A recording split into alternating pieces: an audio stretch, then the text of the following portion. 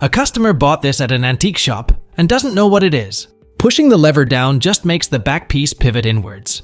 It says P&L Company on the back out of Oshkosh, Wisconsin. Any idea what it is for? It's a cast iron nutcracker made by the P&L Company of Oshkosh, Wisconsin in the 1930s. I have an identical nutcracker I bought at an auction at the convent in Mount Calvary, Wisconsin in 2012. The Sisters of the Convent closed the doors and sold off all the contents at an auction. Mine has its original red paint and is mounted to a pine board. What is this metal object found in an old quarry site?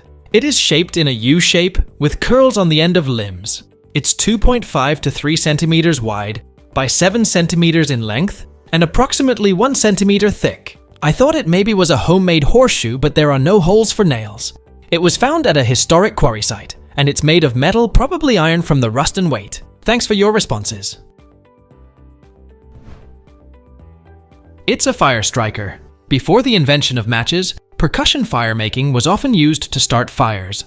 A piece of carbon steel is struck by the sharp edge of flint, chert, or similar rock is a specific tool used in firemaking.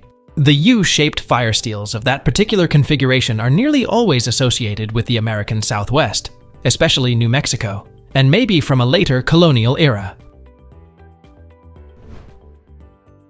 What are these wooden structures I stumbled upon in Wampatuck State Park in Hingham, Massachusetts?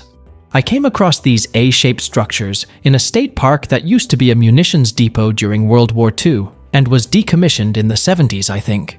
The structures are about 25 feet tall and about 75 feet long. Some were straight, and some formed an L shape.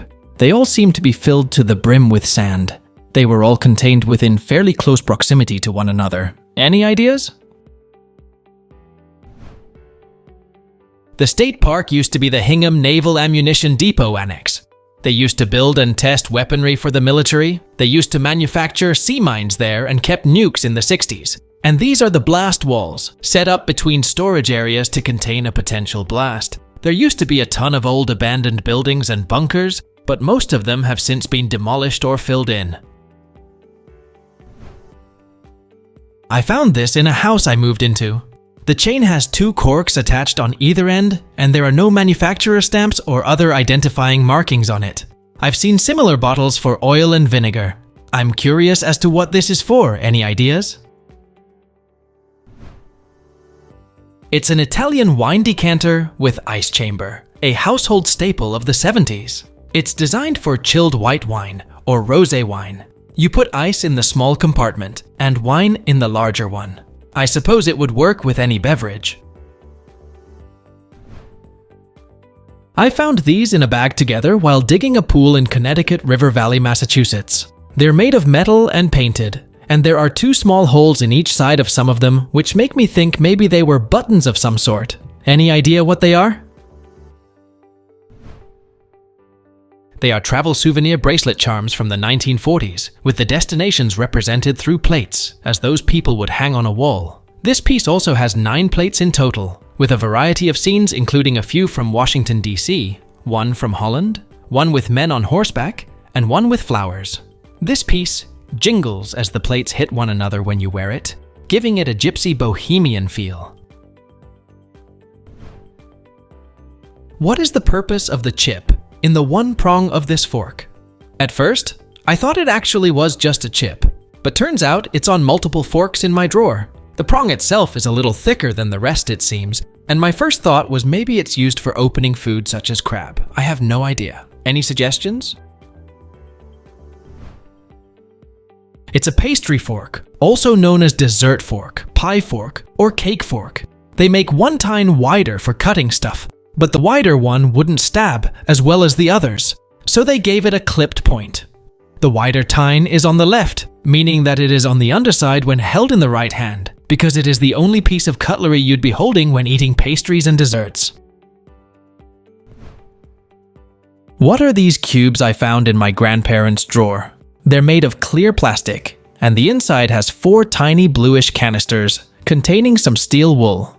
Any information about it would be much appreciated.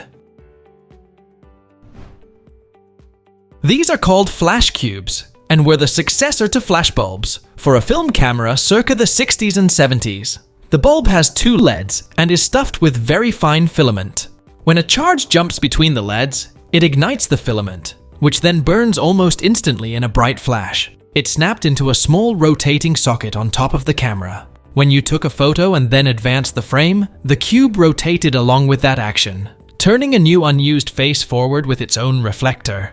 You could take up to 4 shots in a faster sequence that way before having to change cubes. By the 1980s, bulb and cube-style flashes were rarely used in favor of electronic flashes. What is this silver-plated scoop? My grandma is getting rid of a bunch of old silverware. There's no writing anywhere on either piece, and the scoop might be part of it, but it's hard to tell because it's been stored in a box with a bunch of other silverware for many years. It's older than 1970, but other than that, I have no idea of the time frame. Any ideas? It's a sugar scuttle, a table silverware item for holding and serving sugar, often shaped like a coal scuttle, hence the name. These were Victorian inventions, and the first examples appeared in the 1850s. They were made throughout the latter part of the Victorian period and into the early 20th century.